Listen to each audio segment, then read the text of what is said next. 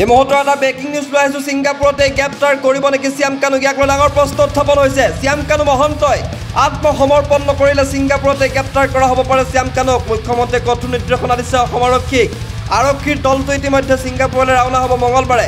আনহাতে সিদ্ধাৰ্থ শৰ্মাই দিল্লীৰ পৰা পলাই পতং দিয়ে আৰু কোনখন ৰাজ্যত আশ্ৰয় লৈছে তাৰো তথ্য পাইছে চৰকাৰে। যিহেতু আজি 11 দিনত ভৰি দিলে জুবিন গাৰ্গৰ মৃত্যু আৰু লাহে লাহে জুবিন গাৰ্গৰ মৃত্যুৰ ৰহস্যৰ আৱৰ্তত সোমাই পৰিছে। পলাই পতং দি আছে জুবিন গাৰ্গৰ সেইগৰাকী মেনেজাৰ সিদ্ধাৰ্থ শৰ্মা আৰু শ্যাম কানু মহন্ত। সেইগৰাকী বেপাৰী শ্যাম কানু মহন্ত এতিয়া পলাতক অৱস্থাত আছে।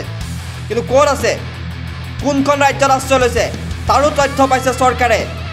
মুখ্যমন্ত্ৰীগৰাকীয়ে কৈছে যে লোকেশ্যন ট্ৰেক কৰা হৈছে, ক'ত কেনেকৈ সিদ্ধাৰ্থ শৰ্মা আছে আমি সম্ভেদ পাইছোঁ।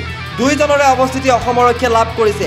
নিৰ্দিষ্ট সময়ত আহি ধৰাত দিলে ভাল, অন্যথা আমি ধৰি আনিব লাগিব, এইদৰে মুখ্যমন্ত্ৰীয়ে মন্তব্য কৰিছে।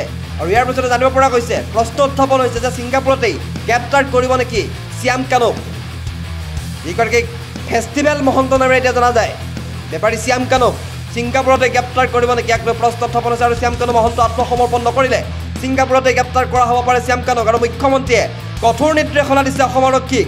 আৰক্ষীৰ দলটো ছিংগাপুৰলৈ ৰাওনা হ'ব মঙলবাৰে। আনহাতে সিদ্ধাৰ্থ শৰ্মাই দিল্লীৰ পৰা পলাই পতং দিছে সিদ্ধাৰ্থ শৰ্মাই। কোনখন ৰাজ্যত আশ্ৰয় লৈছে তাৰো তথ্য পাইছে চৰকাৰে। কৈছে মুখ্যমন্ত্ৰীগৰাকীৰ পৰা স্পষ্ট ৰূপত কৈছে মুখ্যমন্ত্ৰীগৰাকীয়ে যে লোকেশ্যন ট্ৰেক কৰা হৈছে, ক'ত কেনেকৈ সিদ্ধাৰ্থ শৰ্মা আছে আমি সম্ভেদ পাইছোঁ। দুইজনৰে অৱস্থিতি অসম আৰক্ষীয়ে লাভ কৰিছে। নিৰ্দিষ্ট সময়ত আহি ধৰা দিলে ভাল, অন্যথা আমি ধৰি আনিব লাগিব, এইদৰে মন্তব্য কৰিছে।